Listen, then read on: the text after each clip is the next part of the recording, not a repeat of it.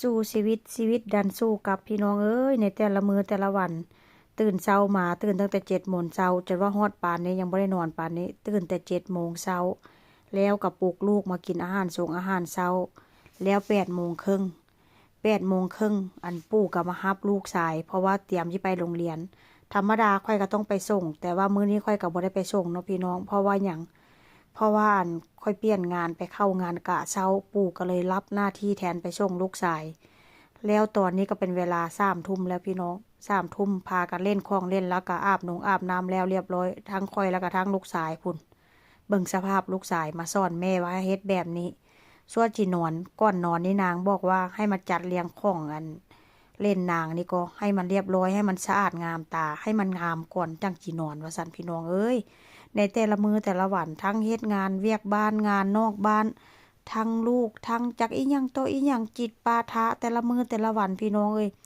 ในการใช้ชีวิตในแต่ละมื้อนี่ก็โซจิผ่านไปได้อันค่อยละว่าย่องตัวเองเนาะย่องตัวเองว่ามาเก่งค่าเก่งแน่พี่น้องตื่นตั้งแต่7 โมงเช้าไปเฮ็ดงานกะเช้าหลังจากนั้นก็ไปเข้างานกะสวยต่อว่าซั่นซะเลิกมาก็บ่ค่ำดอกพี่น้องเลิกมาก็ได้เลิกมาก็4 โมงครึ่งนี่ล่ะเนาะหลังจากนั้นมาก็พวกก็ไปรับลูกชายมาแล้วก็มาเอาของว่างให้ลูกชายกินต่อแต่ความหมายว่าในแต่ละมื้อหั้นน่ะเฮ็ด100อย่างพันอย่างโซจิผ่านไปได้ในแต่ละมื้อแต่ละเว้นว่าซั่นซะเลิกงานมาแล้วไปรับลูกชายมาแล้วก็ต้องแบบว่ามาเบิ่งลูกชายต่อมันมีลูกก็ต้องธรรมดาแหละพี่น้องเนาะมีลูกก็ต้องแบบว่าเขาก็ต้องมาเบิ่งลูกว่าซั่นซะหลังจากนั้นฮอดเวลาอาบน้ำเกาลูกอาบน้ำกินข้าวเอาเข้านอน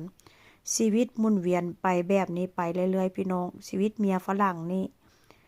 ถามว่าทุกข์บ่มันก็บ่ทุกข์จนบ่มันก็บ่จนพี่น้องถามว่ารวยบ่ก็บ่รวยเนาะพอมีอยู่มีกินว่าซั่นซะ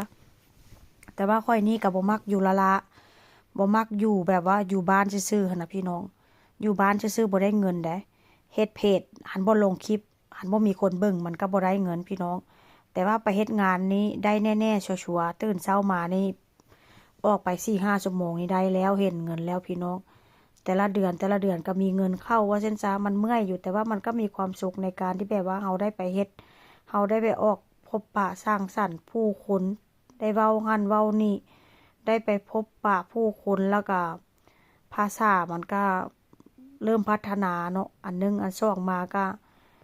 ดีกว่าอยู่บ้านพี่น้องเป็นอยู่บ้านก็จิเป็นโรคประสาทอยู่บ้านบ่เฮ็ดหยังตื่นเช้ามาเก็บบ้านเก็บช่องอันละก็เฮ็ดกับข้าวกินแล้วนั่งนอนแล้วบ่เฮ็ดหยังแล้วเก็บแต่บ้านอยู่หั่นพี่น้อง